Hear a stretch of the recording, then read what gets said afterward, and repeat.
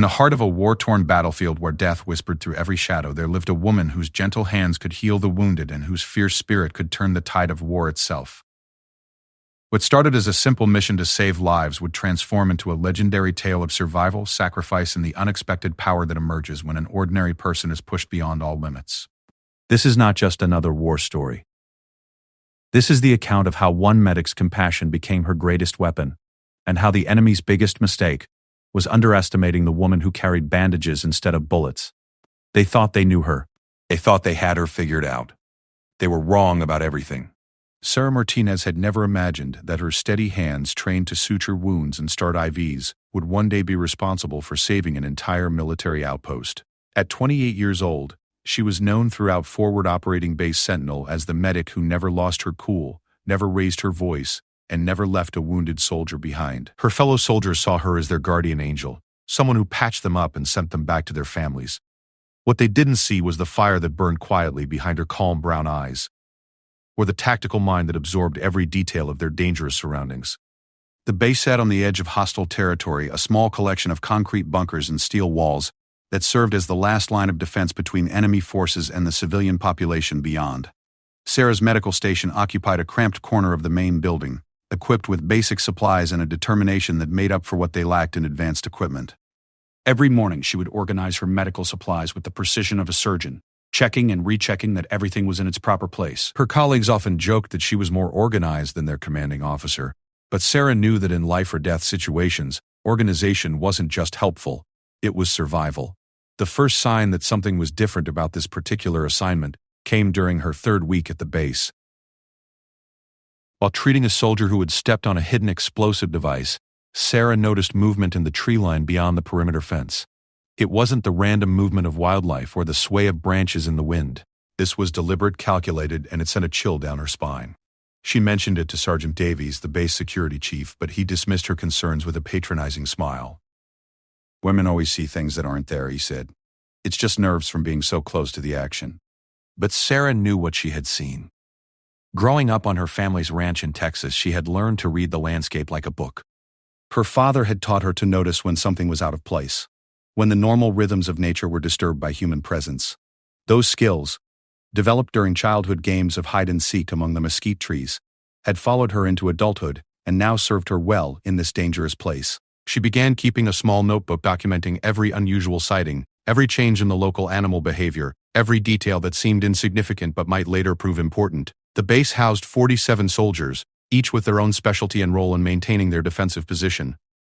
There was Martinez, the communications expert who could establish contact with headquarters even in the worst conditions. Thompson ran the kitchen and somehow managed to create decent meals from military rations and local ingredients. Jackson maintained their vehicles and weapons, his mechanical skills keeping them mobile and ready for action. And then there was Sarah, the medic who everyone assumed was there just to bandage wounds and dispense aspirin.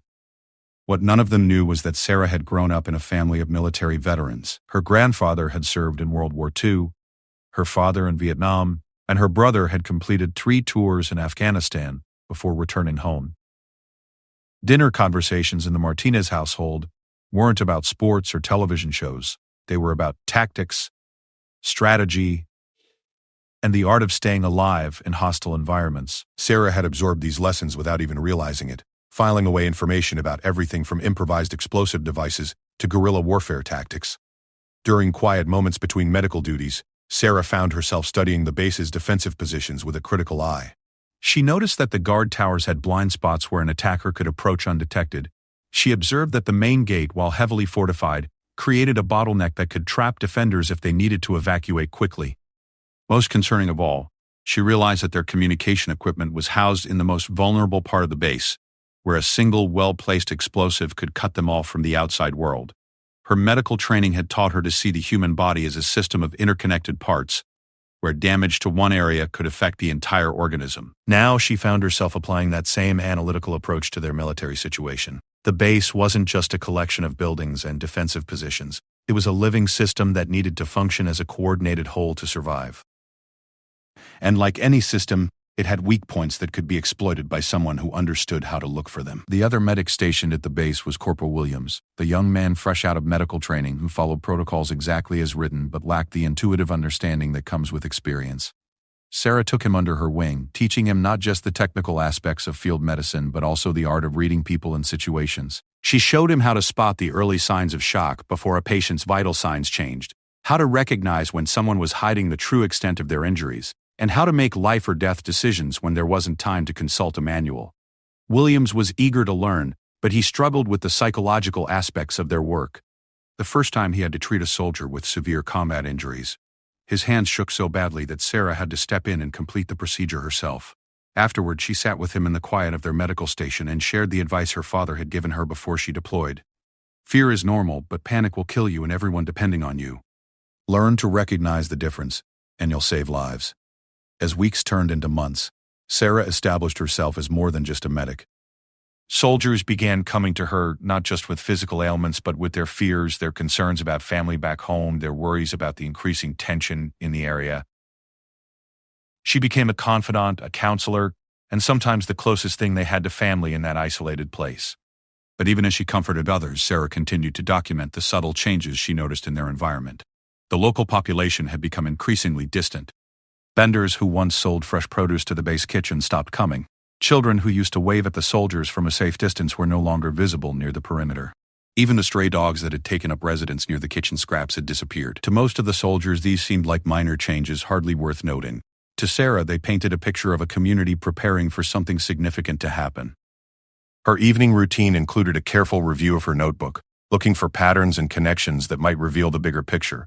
She cross-referenced her observations with intelligence reports that filtered down through the chain of command, looking for correlations between what she was seeing on the ground and what headquarters was reporting about enemy activity in the region. What she discovered was troubling. There was a significant disconnect between the official intelligence assessments and the reality of their situation. The base commander, Colonel Harrison, was a career military officer who relied heavily on official reports and established protocols.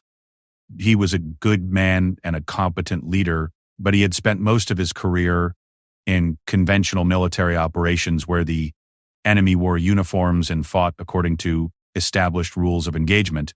The guerrilla-style warfare they faced here was outside his experience, and he struggled to adapt his thinking to this new reality. Sarah wanted to share her concerns with the colonel, but military protocol dictated that she work through the proper chain of command. That meant reporting her observations to Sergeant Davies, the same man who had already dismissed her concerns as feminine nervousness. She tried twice more to bring her documentation to his attention, but each time he brushed off her reports without serious consideration. "You're a medic," he told her. "Stick to what you know and leave the security assessment to the professionals." The dismissive attitude frustrated Sarah, but it also motivated her to become more systematic in her observations. If the official security team wouldn't listen to her concerns, she would gather enough evidence to make her case impossible to ignore. She began timing the guard rotations, mapping the patrol routes, and identifying the exact locations of every defensive position. What she discovered was that their security procedures, while adequate for conventional attacks, left them vulnerable to the kind of coordinated assault that guerrilla fighters might attempt. Late one evening, while updating her notebook by lamplight in the medical station, Sarah heard something that made her freeze. It was barely audible over the normal sounds of the base. The hum of generators, the distant conversations of soldiers on guard duty, the occasional crackle of radio communications. But there it was again, a soft metallic sound that didn't belong to any of their equipment. It came from somewhere beyond the perimeter, in the darkness where the floodlights didn't reach. She extinguished her lamp and moved to the small window that faced the northern perimeter. Using the night vision skills her father had taught her during their hunting trips, she scanned the tree line methodically, looking for any sign of movement or unusual shapes among the familiar silhouettes. At first she saw nothing. Then, almost imperceptibly, a shadow shifted in a way that shadows don't move on their own. Sarah's heart rate increased, but her breathing remained steady and controlled. This was the moment she had been preparing for, even if she hadn't fully realized it at the time. All those childhood lessons about reading the landscape, all those dinner conversations about military tactics, all those careful observations documented in her notebook, everything had led to this moment of recognition. They were not alone in the darkness. The question now was whether anyone would believe her, and whether there was enough time to prepare for what was coming. The shadow moved again, and this time Sarah was certain. Someone was conducting surveillance of their base, and they were good at it. Too good. She watched for another 20 minutes, documenting the precise location and timing of each movement she detected. When she finally saw a second figure move independently of the first, her stomach dropped. This wasn't a lone scout or a curious local. This was a coordinated reconnaissance operation. Sarah's military training kicked in. She couldn't leave her post to raise the alarm. That would abandon any wounded soldiers who might need immediate medical attention. But she could use the medical station's radio to contact the command center. She activated the radio with the volume turned low and called for Sergeant Davies. When he responded, clearly annoyed at being awakened, Sarah kept her voice calm and professional as she reported her observations. Davies' response was predictable. He told her that shadows play tricks on people, especially medical personnel who spend too much time indoors under artificial lighting. He suggested she get some sleep and reminded her that creating false alarms could result in disciplinary action. Sarah acknowledged his response and signed off, but she didn't put down her notebook. Instead, she continued her vigil, documenting everything she could see and preparing for the possibility that help wouldn't come until it was too late. As dawn approached, the mysterious figures melted away into the forest, leaving Sarah with detailed notes but no physical evidence of their presence. She spent the early morning hours reviewing her observations and planning her next move. The official chain of command had failed her, but she wasn't without options. There were soldiers on the base who respected her judgment and would listen to her concerns, even if their superiors wouldn't. During breakfast, Sarah approached Private Johnson, a young soldier from Kentucky who had shown both intelligence and initiative during his time at the base. She shared her concerns in general terms, asking him to pay particular attention to anything unusual during his guard duties. Johnson listened carefully and promised to keep his eyes open. He didn't dismiss her concerns or suggest she was imagining things. Instead, he asked thoughtful questions about what to look for and how to distinguish between normal forest activity and potential threats. Word spread quietly through the base that the medic had some concerns about security, and several soldiers began paying closer attention to their surroundings. They didn't make a big show of it or alert the officers to this unofficial enhancement of their vigilance. They simply became more observant, more careful, and more ready to respond if something unusual happened. This network of informal cooperation would prove crucial in the days to come. Sarah's medical duties continued unchanged, but she found herself treating more soldiers for stress-related symptoms. Headaches, muscle tension, difficulty sleeping, all signs that the men and women of the base were feeling the psychological pressure of their situation, even if they couldn't articulate exactly what was bothering them. As she dispensed aspirin and offered reassurance, Sarah realized that her fellow soldiers' instincts were picking up on the same subtle changes she had been documenting. They sensed danger, even if they couldn't identify its source. Corporal Williams had grown more confident in his medical skills, allowing Sarah to spend more time on administrative duties and base observation. She used this freedom to conduct her own informal security assessment, walking the perimeter during different times of day and identifying potential vulnerability points. What she discovered was even more troubling than she had expected. Their defensive positions had been designed to repel a direct frontal assault, but they were poorly suited to defend against a multi-directional attack by forces familiar with the local terrain. The base's communication equipment was housed in a building near the main gate, where it was easily accessible to the communications team but also highly vulnerable to attack. The ammunition storage facility was located downhill from the main buildings, where a fire or explosion could spread quickly to other structures.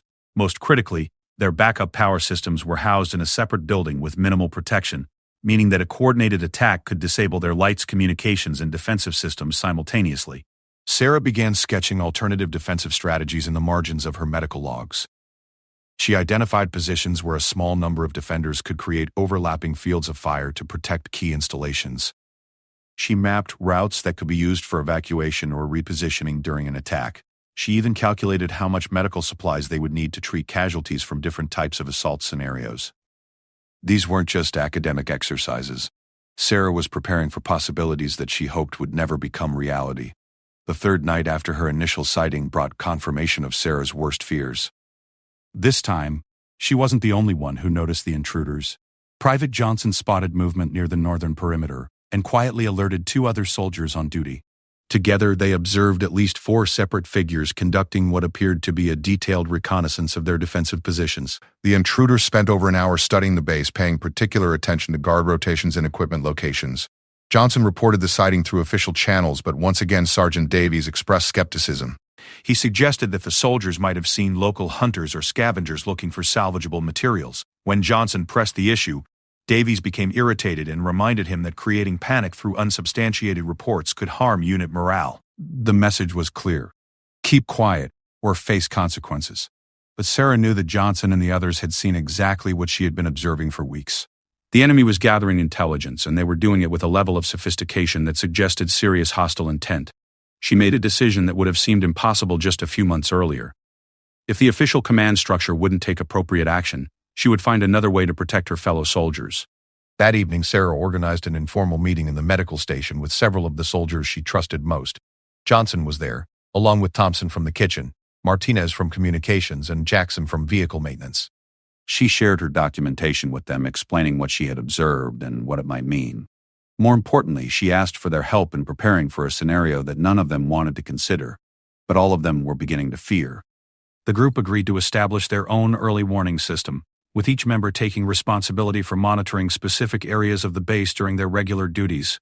Thompson would watch for changes in local supplier patterns that might indicate advance warning of trouble. Martinez would monitor communication patterns for signs of increased enemy activity in the region. Jackson would prepare vehicles and equipment for rapid response scenarios. Johnson would coordinate with other security-conscious soldiers to create an informal network of additional observers. Sarah's role in this unofficial security team went beyond medical support. Her analytical mind and detailed observations made her the logical choice for tactical planning. She began developing contingency plans for various attack scenarios, drawing on the military knowledge she had absorbed from her family, and combining it with her detailed understanding of the base's strengths and weaknesses. These weren't official plans. They were survival strategies developed by soldiers who felt they couldn't rely entirely on official protection. The fourth night brought a development that changed everything. Sarah was conducting her regular observation shift when she noticed something different about the intruders' behavior. Instead of simply observing, they appeared to be measuring distances and marking locations. One figure spent several minutes at each corner of the perimeter doing something that looked like taking notes or making sketches. Another positioned himself at various points and appeared to be timing the guard rotations with precision. This wasn't reconnaissance anymore, it was target preparation. The enemy was gathering the specific information they would need to execute a coordinated assault on the base. Sarah's hands trembled slightly as she documented these observations, not from fear, but from the adrenaline rush of confirmed danger. Everything she had suspected was proving to be true, and time was running out to prepare for what was coming. She activated the medical station's radio and called for Colonel Harrison directly, bypassing Sergeant Davies entirely. Military protocol demanded that she work through the chain of command, but the situation had moved beyond normal protocols. When the colonel responded, Sarah requested an immediate private meeting to discuss critical security intelligence. Her tone was calm but urgent, and something in her voice convinced Harrison to agree. 20 minutes later, Colonel Harrison arrived at the medical station accompanied by his aide and the base intelligence officer. Sarah presented her documentation methodically, showing them weeks of observations, patterns of behavior, and evidence of escalating enemy activity. She explained her background and training, establishing her credibility as an observer. Most importantly, she provided specific, actionable intelligence about likely attack scenarios and defensive countermeasures. Harrison listened carefully, asking detailed questions and examining Sarah's notes with growing concern. The intelligence officer, Captain Reynolds, cross-referenced her observations with recent reports from other bases in the region. What emerged was a pattern of similar reconnaissance activity followed by coordinated attacks that had been highly effective against unprepared defenders. Sarah's documentation provided the missing piece of a puzzle that headquarters had been trying to solve for weeks. The colonel made his decision quickly. He ordered an immediate increase in security measures, including additional guard posts, modified patrol patterns, and preparation for a potential attack within the next 48 hours. He also formally recognized Sarah's unofficial security team, giving them official status to coordinate defensive preparations. Most importantly, he established Sarah as his primary liaison for ongoing security assessment, effectively overruling Sergeant Davies' previous dismissals. As the meeting concluded, Colonel Harrison asked Sarah a question that would define her role in the events to come. Given your analysis of our situation, what would you do differently if you were in command of our defenses? Her answer was immediate and confident. She would reposition key assets to reduce vulnerability, establish overlapping defensive positions to prevent breakthrough attacks, and create multiple fallback positions to allow strategic retreat if the perimeter was breached. Harrison nodded thoughtfully and told her to prepare detailed recommendations for implementation the following day.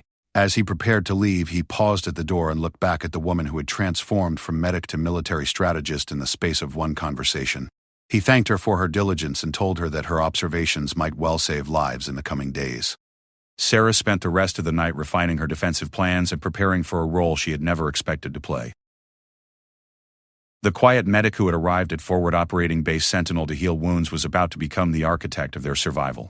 And in the darkness beyond the perimeter, enemy forces were making their final preparations for an assault they believed would be swift and decisive. They had no idea what was waiting for them. Dawn arrived with an intensity of preparation that Forward Operating Base Sentinel had never experienced. Colonel Harrison had authorized Sarah's comprehensive defensive overhaul, and every soldier on the base was involved in implementing her recommendations. What had been dismissed as the nervous observations of an overcautious medic was now recognized as the detailed intelligence work of someone who understood both the enemy's capabilities and their own vulnerabilities. Sarah found herself in the strange position of directing soldiers who outranked her in the military hierarchy but deferred to her expertise in this specific situation. Sergeant Davies, who had dismissed her concerns for weeks, was now following her instructions to reposition guard posts and modify patrol patterns. The irony wasn't lost on either of them, but Davies proved professional enough to set aside his ego when lives were at stake. The first priority was protecting their most vulnerable assets. Sarah ordered the communication equipment moved to a more secure location inside the main building, where it would be protected by concrete walls and multiple escape routes. The backup power systems were reinforced with sandbag barriers and positioned so that they couldn't all be disabled by a single attack. Most importantly, medical supplies were distributed throughout the base so that treatment could continue even if the main medical station was compromised. Private Johnson took charge of implementing the new guard rotation schedule, which Sarah had designed to eliminate the predictable patterns that the enemy had been studying. Instead of regular intervals in fixed positions, guards would now move randomly between multiple observation points, making it impossible for attackers to time their approach. Johnson had also organized the informal security network into an official early warning system, with soldiers positioned to provide overlapping coverage of all approaches to the base. Thompson proved invaluable in securing their food and water supplies. Sarah had calculated how long they could survive under siege conditions, and Thompson implemented rationing procedures that would extend their endurance, without compromising the nutrition needed for combat effectiveness. He also prepared emergency food caches in different locations throughout the base, ensuring that defenders could maintain themselves even if isolated from the main supply areas. Martinez, the communications expert, worked with Sarah to establish backup communication protocols that didn't rely on their main equipment. They set up redundant systems that could function independently, including portable radios positioned in strategic locations and backup frequencies that could be used if their primary communications were jammed or destroyed. Sarah insisted on communication protocols that would allow different sections of the base to coordinate their defense even if they couldn't contact the outside world. Jackson focused on preparing their vehicles and weapons for maximum effectiveness under siege conditions. Sarah's defensive plan called for mobility and rapid response capability, which meant that vehicles needed to be fueled, armed, and positioned for quick deployment. Jackson also prepared emergency evacuation vehicles and established multiple escape routes that could be used if the base became untenable. Captain Reynolds, the intelligence officer, had been in contact with headquarters throughout the night, sharing Sarah's documentation and requesting additional support. The response was both encouraging and sobering. Aerial reconnaissance confirmed unusual movement patterns in the surrounding forest that matched Sarah's observations. However, the nearest friendly forces were more than 12 hours away, which meant that the base would have to survive any attack using only their own resources. Sarah spent the morning conducting what amounted to a dress rehearsal for battle, walking through different attack scenarios with the defenders and ensuring that everyone understood their roles and responsibilities. She had divided the base into defensive zones, each with its own commander and specific objectives. The plan was designed to be flexible, allowing defenders to adapt to changing circumstances while maintaining coordinated resistance. The medical preparations were particularly complex. Sarah had calculated casualty estimates for different types of attacks and positioned medical supplies accordingly. She established multiple treatment areas throughout the base, each equipped to handle basic trauma care independently of the main medical station. Most importantly, she trained several soldiers in basic first aid procedures so that medical care could continue even if she and Corporal Williams were incapacitated. Williams had risen to the challenge of increased responsibility, taking charge of organizing medical supplies and preparing surgical equipment for potential mass casualty situations. He still showed signs of nervousness, but his hands were steady and his judgment was sound. Sarah felt confident that he could handle the medical duties while she focused on defensive coordination, a role she had never imagined herself filling but seemed naturally suited for. As the day progressed, intelligence reports confirmed that enemy activity in the surrounding area was increasing.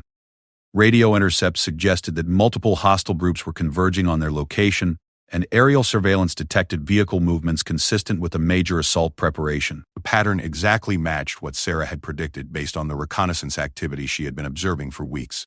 Colonel Harrison called a briefing for all section leaders, including Sarah, to review the defensive plan one final time.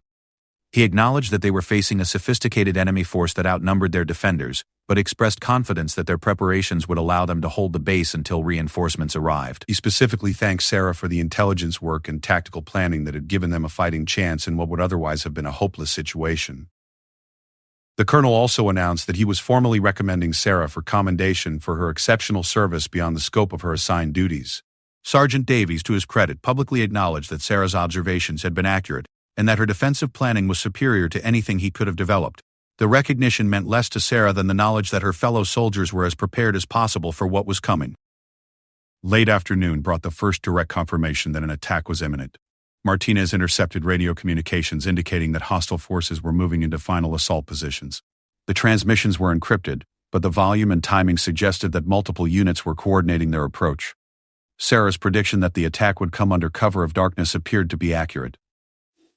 Sarah used the remaining daylight hours to conduct final inspections of their defensive positions.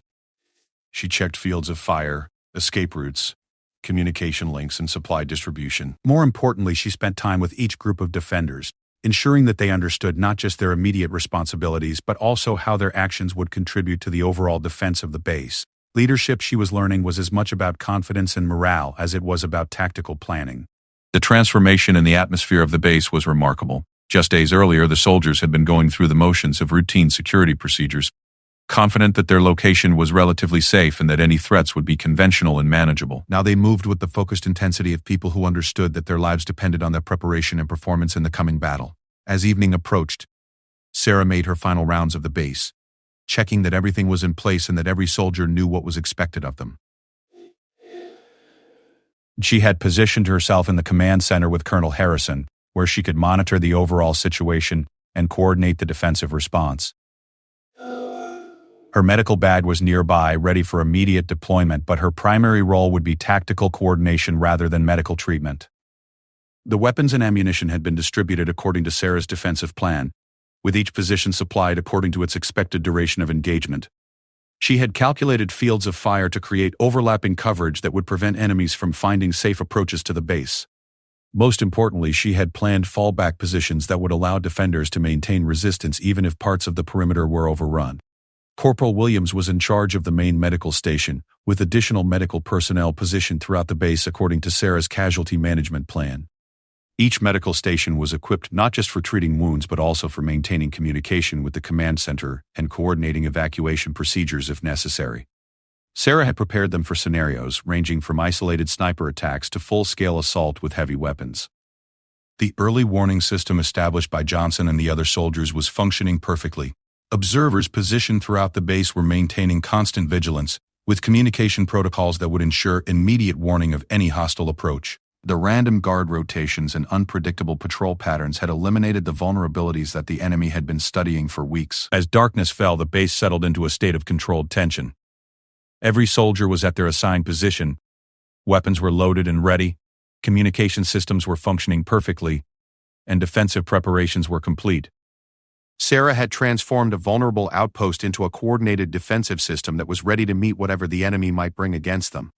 The final intelligence reports indicated that hostile forces were in position for a coordinated assault on multiple fronts. Radio traffic suggested that the enemy commander was confident of quick success, believing that the base would be caught unprepared and overwhelmed before effective resistance could be organized. They had no idea that their weeks of reconnaissance had been observed, analyzed, and countered by a medic whose quiet competence had been underestimated by everyone, including herself. Sarah reviewed her defensive plans one last time, checking every detail and considering every possibility. She had done everything she could to prepare her fellow soldiers for survival. The rest would depend on their courage, their training, and their ability to work together under the extreme pressure of combat. As she settled in to wait for the attack she knew was coming, Sarah reflected on the strange journey that had brought her to this moment. She had come to Forward Operating Base Sentinel as a medic, trained to heal wounds and save lives. In a few hours, she would discover whether her transformation into a military strategist had been enough to protect the lives entrusted to her care. The enemy was coming, and they believed they held every advantage. They were about to learn that sometimes the most dangerous person in a battle is the one who has been watching, planning, and preparing while everyone else underestimated what she was capable of achieving. The attack began at 0347 hours with a coordinated mortar barrage that lit up the night sky and sent deadly fragments screaming across the base. Sarah felt the concussion waves through the command center's reinforced walls as explosions erupted where the old guard posts used to be positioned. The enemy had targeted their intelligence perfectly, except that Sarah's defensive reorganization had moved every critical position they had been studying for weeks. Colonel Harrison grabbed the radio as the barrage intensified, calling for immediate status reports from all defensive positions. The responses came back quickly, minimal casualties and no critical damage to essential systems.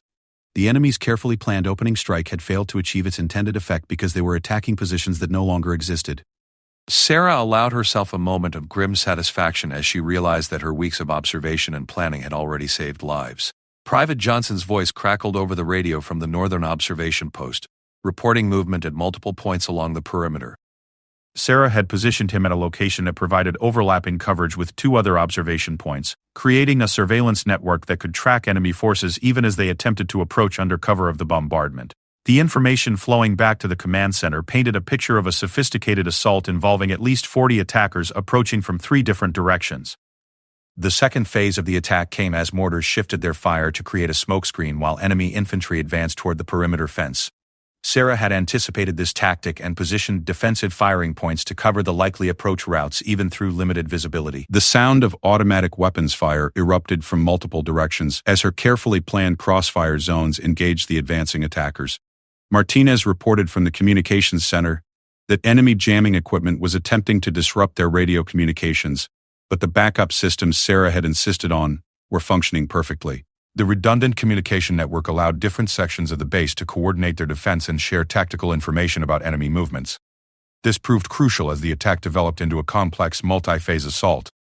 Thompson called in from the supply area to report that shaped charges had been detected near the ammunition storage facility. Sarah had anticipated this possibility and repositioned the most dangerous explosives to a more secure location while establishing multiple smaller ammunition caches throughout the base.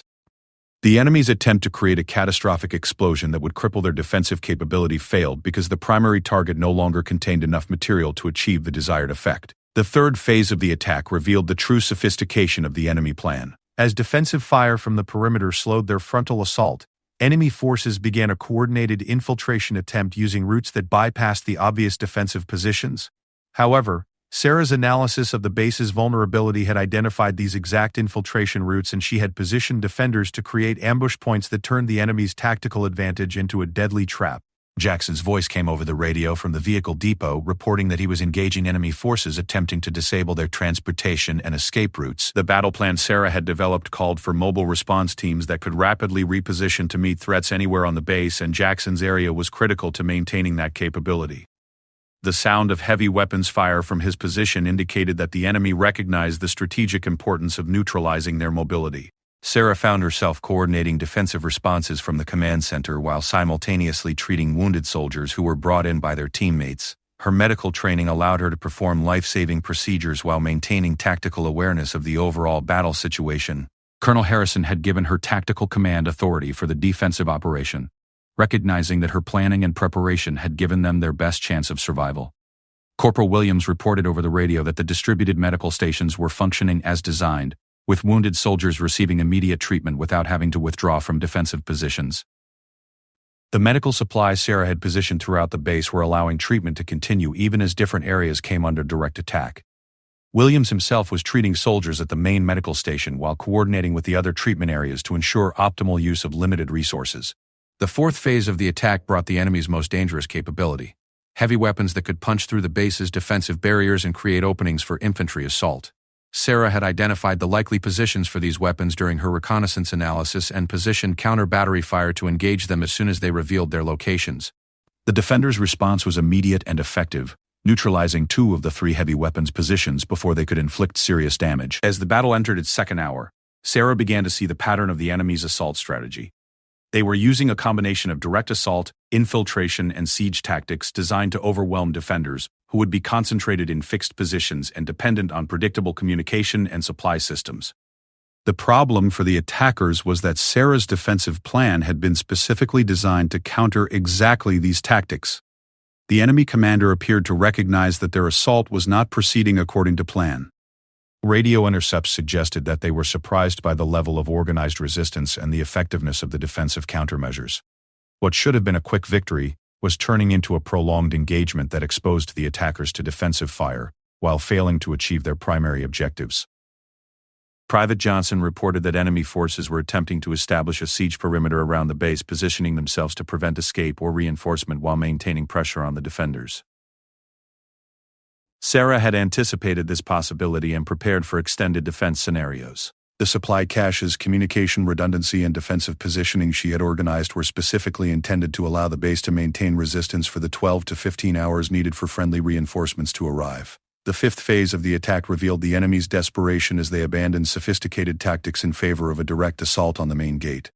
Sarah had positioned the strongest defensive fire at this obvious target, creating interlocking fields of fire that turned the gateway into a deadly funnel for attacking forces. The sustained defensive fire from multiple positions proved devastating to the concentrated enemy assault. Martinez called from the communications center to report that he had established contact with the relief force that was en route to their position. The friendly forces were still several hours away, but they were aware of the battle situation and were coordinating their approach to arrive at the most effective time. Sarah's defensive plan needed to hold for another 6 hours, a challenging but achievable goal given their current situation. Thompson reported that the ammunition distribution system was functioning as designed, with resupply teams able to reach defensive positions despite ongoing enemy fire. Sarah's decision to create multiple smaller ammunition caches instead of relying on centralized supply had proven crucial to maintaining defensive fire throughout the prolonged engagement. The defenders had enough ammunition to continue resistance for several more hours. Jackson's mobile response teams had proved their worth by rapidly repositioning to counter enemy breakthroughs and reinforce threatened areas of the perimeter. The vehicles Sarah had insisted on preparing were allowing defenders to maintain tactical flexibility and prevent the enemy from concentrating their assault on any single weak point. This mobility had been crucial to preventing the enemy from achieving local superiority at vulnerable positions. As dawn approached, the character of the battle began to change. The enemy forces were showing signs of fatigue and confusion as their carefully planned assault failed to achieve its objectives. Radio intercepts suggested that they had suffered significant casualties while failing to neutralize any of the base's critical defensive capabilities. Sarah's preparation had turned what should have been a quick victory into a costly battle of attrition. The morning light revealed the extent of the damage to the base and the effectiveness of Sarah's defensive planning. Enemy forces had succeeded in breaching the outer perimeter at several points, but they had been unable to penetrate the inner defensive positions or neutralize any critical systems. The base remained functional and capable of continued resistance exactly as Sarah had planned. Corporal Williams reported that casualty levels were lower than the worst-case scenarios Sarah had prepared for, and that medical supplies remained adequate for continued operations. The distributed medical system had allowed treatment to continue throughout the battle without interrupting defensive fire or compromising tactical positions. Several soldiers had been wounded, but none had been lost to injuries that could have been prevented with proper medical preparation. Colonel Harrison coordinated with the approaching relief force while Sarah maintained tactical command of the defensive operation. The enemy appeared to recognize that their assault had failed and were beginning to withdraw to positions that would allow them to break contact and escape before the relief force arrived. Sarah's defensive strategy had achieved its primary objective, protecting the base and its personnel until reinforcements could arrive. The final phase of the battle involved a fighting withdrawal by enemy forces who were attempting to disengage without suffering additional casualties. Sarah coordinated defensive fire to harass the withdrawal while avoiding unnecessary risks to her own soldiers. The objective was no longer to destroy the attacking force but to ensure that they departed without achieving any of their strategic objectives. As the relief force arrived and secured the area around the base, Sarah finally had a moment to assess what had been accomplished. The sophisticated enemy assault had been completely defeated by defensive preparations that had turned their tactical advantages into disadvantages. More importantly, every soldier at Forward Operating Base Sentinel had survived the attack, with injuries that were manageable and no permanent disabilities. The medic who had arrived at the base to treat routine injuries and illnesses had become the architect of a defensive victory that would be studied by military tacticians for years to come. But as Sarah looked around at her fellow soldiers, tired, dirty, but alive and victorious, she knew that her greatest achievement wasn't the tactical brilliance of her defensive plan. Her greatest achievement was bringing her people home safely from a battle that could have ended very differently if anyone had continued to underestimate what a quiet, observant medic was capable of accomplishing when the lives of her fellow soldiers were at stake. The arrival of the relief force marked the beginning of a new chapter in Sarah Martinez's military career, though she didn't realize it at the time. As helicopters settled onto the makeshift landing zone, that Jackson had prepared according to her contingency plans. Sarah was focused entirely on coordinating medical care for the wounded soldiers and ensuring that defensive positions remained manned until the situation was fully secure. Her transformation from medic to military strategist had been so complete that she moved seamlessly between treating injuries and briefing the incoming commander on tactical dispositions. Lieutenant Colonel Bradley, commanding the relief force, had expected to find either a destroyed base or desperate survivors, barely holding on against overwhelming odds. Instead, he found a fully functional military installation with organized defenses, complete communication systems, and a medical operation that had successfully treated all casualties without losing a single soldier. His first question wasn't about the battle. It was about who had been responsible for the tactical planning that had made such an outcome possible. Colonel Harrison's response surprised everyone except the soldiers who had lived through Sarah's transformation. He introduced her not as a medic who had helped with security concerns, but as the architect of their entire defensive strategy. Bradley's initial skepticism turned to amazement as he reviewed Sarah's documentation of enemy reconnaissance, her analysis of base vulnerabilities, and her comprehensive defensive plan. Military intelligence officers would later describe her work as a textbook example of tactical preparation executed under combat conditions. The debriefing process revealed the full extent of Sarah's achievement. Intelligence analysis confirmed that the attacking force had consisted of 53 enemy combatants using sophisticated tactics and heavy weapons. They had conducted weeks of reconnaissance and developed a battle plan specifically designed to exploit the base's known vulnerabilities. Under normal circumstances, such an attack would have resulted in the complete destruction of the base and significant casualties among the defenders. Captain Reynolds compiled a detailed report on the engagement that would become required reading at military tactical schools. The report documented how Sarah's observations had identified enemy reconnaissance activities that had been invisible to conventional security measures. More importantly, it analyzed how her defensive modifications had systematically neutralized every advantage that the attackers had worked to achieve through their preparation. The enemy had planned their assault around three key assumptions: that defensive positions would be predictably located, that communication systems would be vulnerable to disruption, and that ammunition and medical supplies would be centrally located and easily targeted. Sarah's defensive reorganization had invalidated all three assumptions, turning the attackers' carefully planned assault into a tactical disaster that left them exposed to devastating defensive fire. Sergeant Davies approached Sarah during the post-battle cleanup with an apology that was both personal and professional. He acknowledged that his dismissive attitude toward her concerns had been based on prejudice rather than sound judgment, and he requested permission to recommend her for immediate promotion and recognition. Sarah accepted his apology gracefully, understanding that military culture was slowly adapting to recognize expertise wherever it might be found. Private Johnson had emerged from the battle as Sarah's most dedicated advocate among the enlisted soldiers. His informal security network had proved crucial to the base's defense, and he credited Sarah's leadership with transforming a group of nervous soldiers into an effective fighting unit. Johnson requested assignment to any future unit that Sarah might command, establishing a pattern that would continue throughout her career.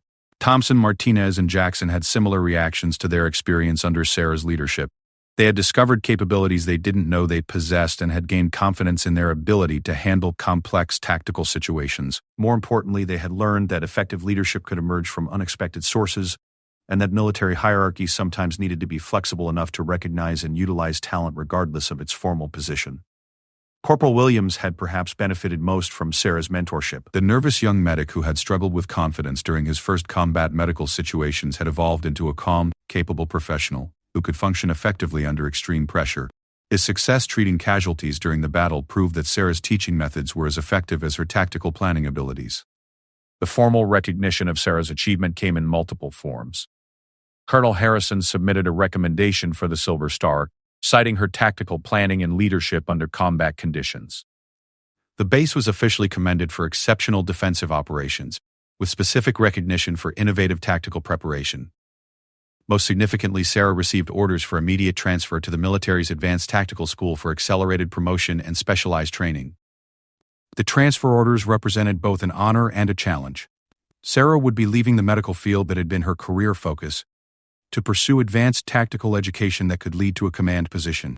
The military had recognized that her combination of analytical ability, leadership skills, and calm performance under pressure made her ideal for positions of greater responsibility. News of the successful defense of Forward Operating Base Sentinel spread throughout the military community, carrying with it the story of the medic who had become a battlefield commander, The narrative captured the imagination of military personnel at all levels, proving that effective leadership could emerge from any military specialty and that preparedness and observation were sometimes more valuable than conventional weapons and fortifications. Military historians would later place Sarah's achievement in the context of other famous defensive battles, noting that her success had been achieved not through superior firepower or numerical advantage, but through superior intelligence, preparation, and tactical innovation. The defense of Forward Operating Base Sentinel became a case study in how individual initiative and expertise could overcome significant disadvantages in resources and position. The personal cost of Sarah's transformation became apparent during her transition to advanced tactical training. She had discovered abilities and interests that she had never known she possessed, but pursuing them meant leaving behind the medical career that had originally motivated her military service. The decision to continue on the command track was difficult, requiring her to redefine her understanding of how she could best serve her fellow soldiers. Sarah's family received news of her recognition with a mixture of pride and concern.